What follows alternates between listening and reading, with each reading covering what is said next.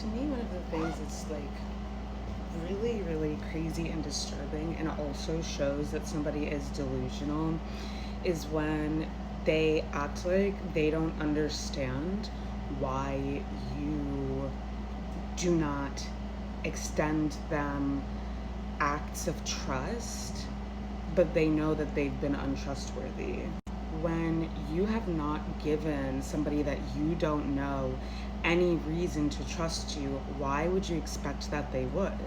And beyond that point, furthermore, if you have actively done things that are untrustworthy, like, make that make sense.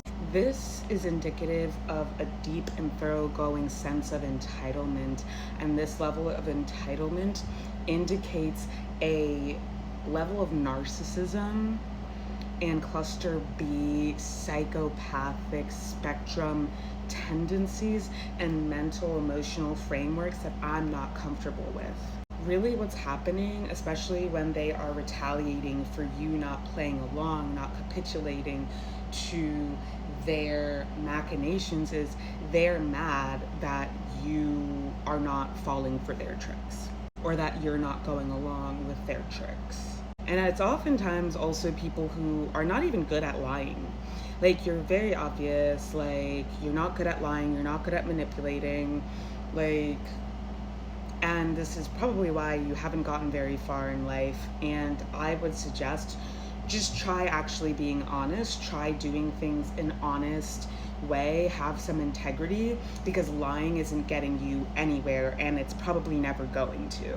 What's really sad and weird and disturbing to me is that these people, like, expect that, like, you should, whenever they're ready, to start treating you in a humane way as opposed to a pawn in their little game.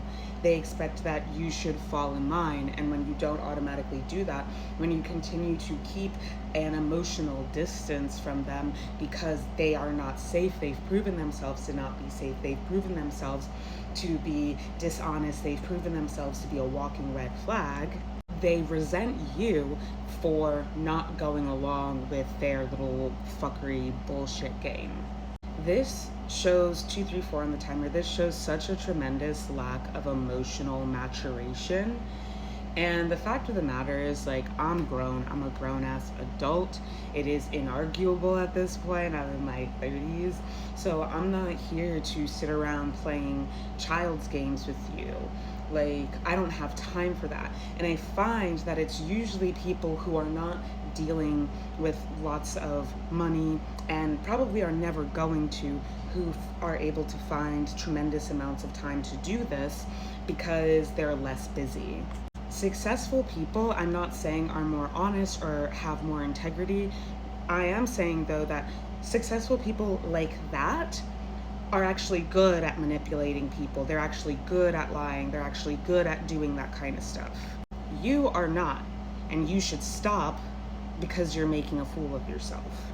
When you are a walking red flag, don't expect people, and when you also interact with people from the outset from a dishonest, disingenuous, harmful way, instead of extending good faith, respect, dignity, humanity to others, just, you know, a sane person would expect to get that back. But once again, these people are not sane, and I'm not saying that in a pejorative sense. I literally mean that they are fundamentally unwell.